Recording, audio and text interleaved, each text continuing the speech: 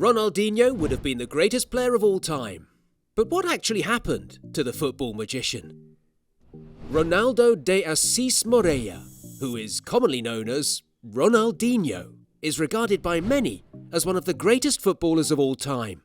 The Brazilian legend was a pure piece of art, as he was the embodiment of raw talent, skill, finesse, elegance, and you name it. He was in fact unplayable during the peak of his career. Ronaldinho was a gift to the footballing world at large, as he is mostly dubbed a football magician due to his immense ability on the ball. He was such a technically gifted player whose tricks and skills put a lot of smiles on the faces of almost every football fan who watched him play, all through his career. However, despite the potentials he possessed and all what he accomplished during his playing days, Ronaldinho's career was categorized with a lot of ifs, buts and regrets as to what would have been an even more successful football career despite all the achievements he had. This video will thus take a look at what actually happened to the football magician and why he never reached his full potential. How it all began. Little Ronaldinho was born in the city of Porto Alegre in Brazil on the 21st of March 1980. The Brazilian icon hailed from a relatively modest background, which had some football heritage. Ronaldinho's father, João de Assis Moreira, played for local Brazilian club Esporte Clube Cruzeiro, while his elder brother, who now acts as his agent, played for Grêmio. Things weren't quite rosy for the football icon while growing up, as little Ronaldinho lost his father at the tender age of 8, while his elder brother had to cut short his own football career due to injury. However, it was only a matter of time before Ronaldinho's name began to spread beyond his town, as he was already very much into futsal and beach football at a tender age. Ronaldinho eventually caught the eyes of the media and the general public when he scored an astonishing 23 goals in a single game for his local club, with the game ending 23-0, and that happened to be a turning point for what will go on to be a historic career for the Brazilian star. He had his first taste of club football with his native club Grêmio between 1998 and 2001, where he made 89 appearances and scored 47 goals.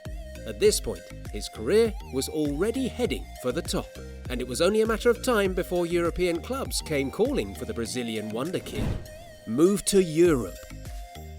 After a couple of failed attempts to secure a move abroad, Ronaldinho eventually sealed a transfer to French giants PSG in 2001 for a fee in the region of €5 million. The move saw him put an end to a 3-year spell with Grêmio of Brazil. Ronaldinho became an immediate centre of attraction at PSG as he took the French league by storm. He made his debut in a 1-1 draw against Auxerre, coming on as a substitute in the game. But that was just the beginning of his dominance in the French capital. He had a memorable 2-year spell with PSG, and despite not being able to help the French club win any silverware, Ronaldinho did make an incredible impact at the club and is still very much a PSG icon. He scored a combined total of 25 goals and provided 17 assists with Paris Saint-Germain, making well up to 77 appearances and putting in a handful of outstanding individual performances, notably against Guingamp in February 2003, where Ronaldinho scored one of his best goals in his career and was later voted for by the public as League One Goal of the Year for 2003. Barcelona came calling. After PSG failed to qualify for any European competition, Ronaldinho eventually sealed a move to Spanish giants Barcelona in the summer of 2003 for a transfer fee in the region of €30 million, with the Catalan club beating off competition from Premier League club Manchester United for his services. It was at Camp Nou that Ronaldinho spent the best and most productive part of his career, as he was a global and international superstar at Barcelona. He was at the peak of his career, and everything he touched. No surprise that he won the FIFA Best Player of the Year award twice at Barcelona. The football icon helped reposition Barcelona on the world stage once again, as they became a dominant force in world football, with Ronaldinho playing a very key part in that success story. His former teammate, Lionel Messi, spoke about the Brazilian legend in an interview in 2016. Messi said, "Ronaldinho was responsible for the change in Barca. It was a bad time, and the change that came about with his arrival was amazing. However, despite winning every single trophy and individual accolade that was available for him, Ronaldinho began to experience a drastic and not too surprising decline in his career. He became the architect of his own downfall as the then 27-year-old Barcelona star began to lose his spark and invincibility, which placed him at the pinnacle of world football for a short period of 2 to 3 years. The 2007-2008 football campaign was categorized with a lot of injury setbacks for the Brazilian, and it didn't take long before Barcelona had to let go of their football magician the following season in a bid for him to revive his slowly declining career. Twilight of his career. The two-time FIFA Player of the Year winner eventually joined Italian club side AC Milan, and although he showed flashes of what he could do with the ball at his feet, it was still obvious that Ronaldinho's best days were now behind him. He ended up calling it quits with the San Siro Giants after 3 seasons, of which he scored 26 goals and provided 29 assists in 95 games for AC Milan. At this point in his career, Ronaldinho became a shadow of his former self, as he enjoyed the twilight of his football career with clubs such as Flamengo, Atlético Mineiro, Querétaro, and Fluminense. Cause of his decline.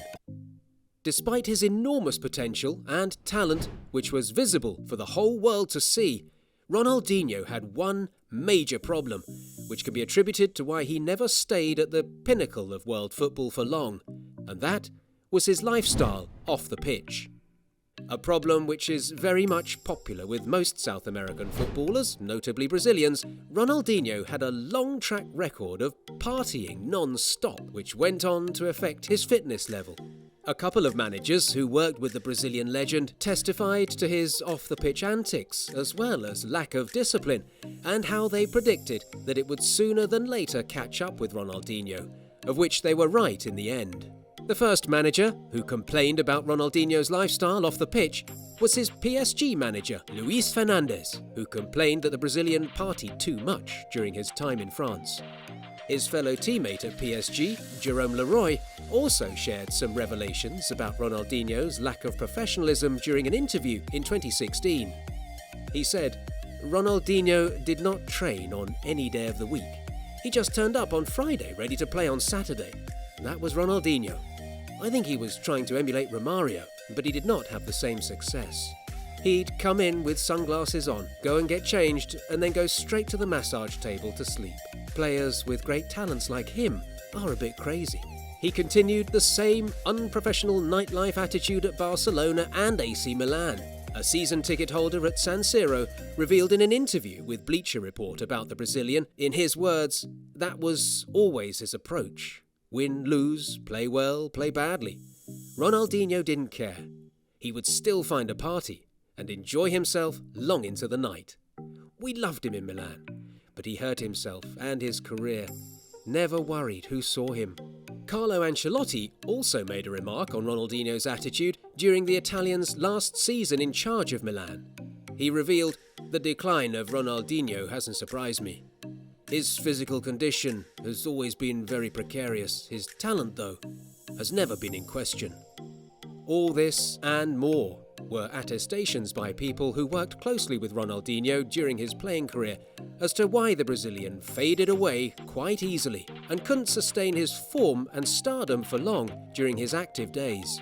The big regrets for Ronaldinho would be if he had probably been professional enough and limited his nightlife, as well as given proper care to his body and physical condition. Probably he would have gone on to be the greatest footballer of all time. However, regardless of how his career ended, Ronaldinho will still be regarded by many football lovers as one of the best and most technically gifted players of his generation.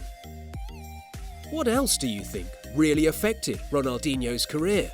Please do well to drop your opinions in the comments section below this video. If you enjoyed watching this video, please give it a thumbs up, subscribe to the channel and turn on the bell notifications so you don't miss our future videos.